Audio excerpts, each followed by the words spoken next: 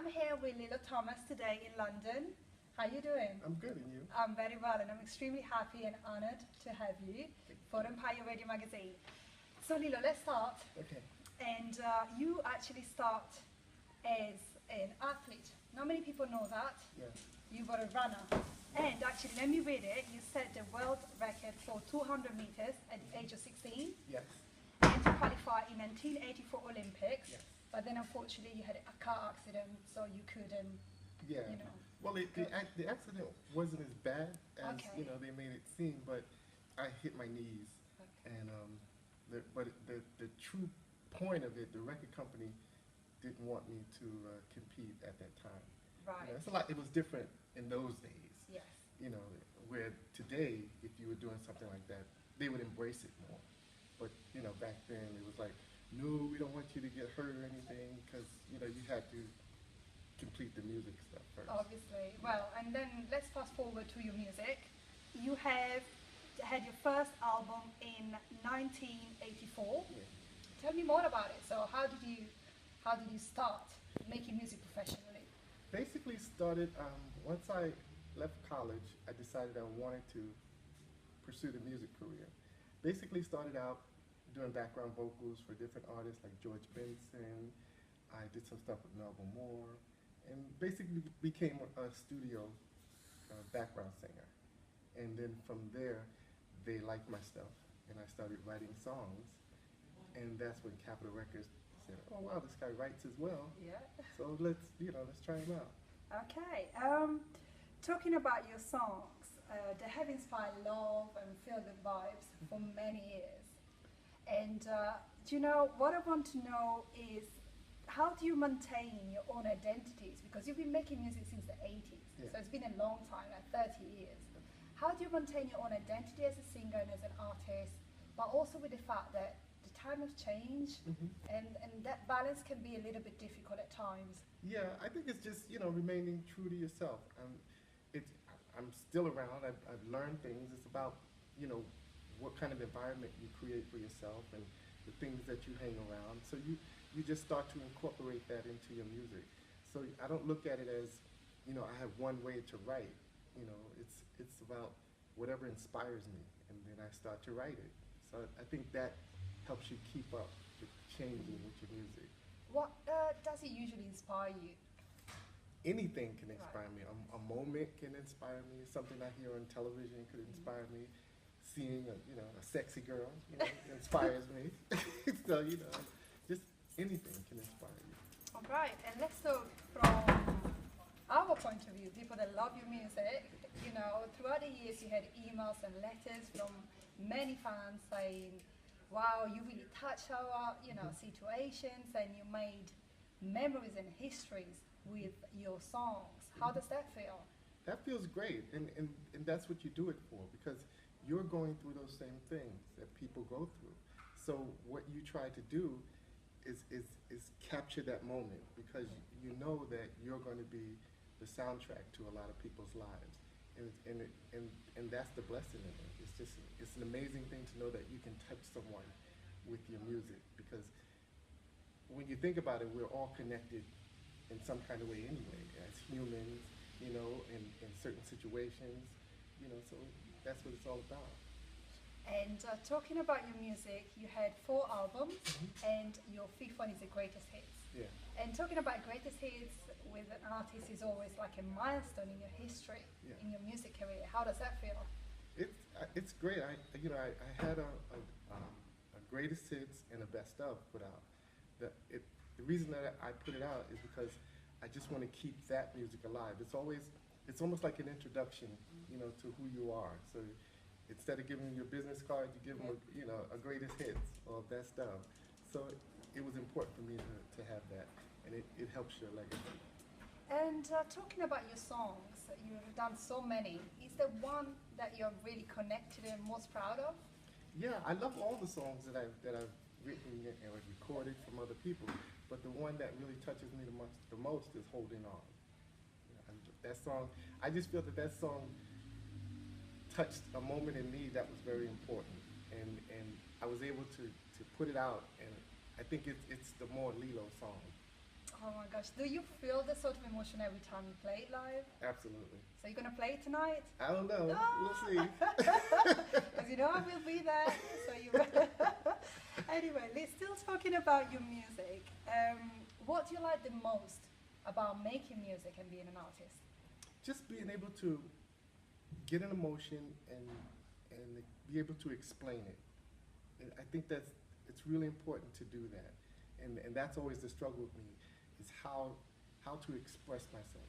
I'm always very interested in how to express myself, how do things get created, you know, how is it going to affect someone? You know, that's what I do it for. Because it's a big responsibility, what Yeah. you do somehow, some way, because as we said, you touch many Yeah. people's lives, Yeah, so you have to be careful somehow, Exactly. some way. It's a scary thing sometimes, because some of the people, when they embrace you and your music, it's an important responsibility. Is there a side of the music business that you don't like? Not really. I think it's all what it is. You know, I take it as it comes, and it's a whole part. It's another part of being creative. It's how can I be effective in this? How can I penetrate this? So that's the same thing with being creative. It's just, how can I put this together? How can I make that work? And you are also a businessman.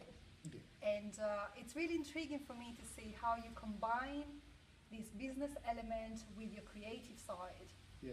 How do you balance the two aspects of your life? Well, they're definitely different hats to wear. You know, because as an artist, you have to be very sensitive. It's very emotional. You know, you almost have to break yourself down to rebuild yourself. As a businessman, you have to think of, what is the bottom line? How does this affect what I'm trying to accomplish? You know, one of my, I guess, big business ventures is that I bought all my music back from Capitol Records. And that gives you a whole other perspective, because I believe that if this is what you chose to do in your life, then you should be able to have it all, so you can make the plans that you need to make with it. Because when you're with a record company, you're not, you know, putting down record companies or anything like that, but other people control your life. Of course. You know, and that gets really hard in the music industry. I think that hurts a lot of artists, you know, because they don't really know, you know, how everything is happening for them. They just show up and think, oh, you know, they like me because I'm singing, and a lot of it is because you know, things have been set up for you to execute what you need to do as an artist. So if you're in control of that, you're in full control of what your destiny could be. Actually, talking about the industry, a little bit of a cheeky question, but what do you think about the TV music talent? They are everywhere at the moment. Yeah. I know. I think it's a good vehicle for, you know, to get yourself exposed, because that's so important. It's very hard these days to be in the entertainment business, and it's all about, you know, being noticed. And I think it's more about that today than it was back in the day. You know, now everybody's trying to do it, and I think it's a good platform. If you have talent stuff, you should go out and try to make it happen. All right. Let's talk about memories. And you met a lot of your fans, and you've been in many situations. Is there one in particular, I don't know, a situation or a compliment that really touched you and you can still remember of? Well, I just love when people enjoy my music. I mean, that's enough for me. You know, there's not one, because it's always happening. You know, just different things are happening that make you say, wow, this is cool that you do this, and that you can affect someone this way. You are really creative. I would say, you know, you're not only a singer, you're not only a songwriter, but I have discovered you are an illustrator and a painter. Yeah. Tell me more about it. That it comes from, you know, wanting to just create your own moments, you know, and I always love to draw. I love to paint because it relaxes me. Right. And it's the same thing that music does for me. It's the same thing that running did for me. You know, it's just a way to vent. It's a way to just keep yourself exposed, you know, and just be out there. A personal question, actually. You mentioned you and your chill time, your relaxed time. What do you listen to? I listen to all kinds of music. Right. I listen to stuff from like Sam Cooke to Jackie Wilson to, you know, Snoop Dogg. You know, I listen to everything. Is there anybody that you would love to collaborate with right now? I think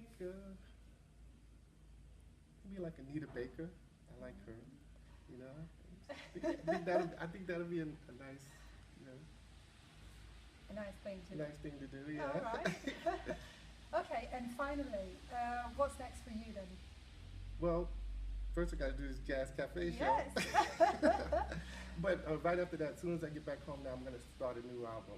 You know, I'm going to sit down and, you know, stop touring for a little while and concentrate on a new record. Okay, that's perfect. So thank you so much, Thank Lillo. It's you. been an absolute pleasure. Nice to meet you. I'm really grateful, and I'm looking forward to see your performance tonight in Okay. London at the Jazz Cafe. Thank you. Thank you.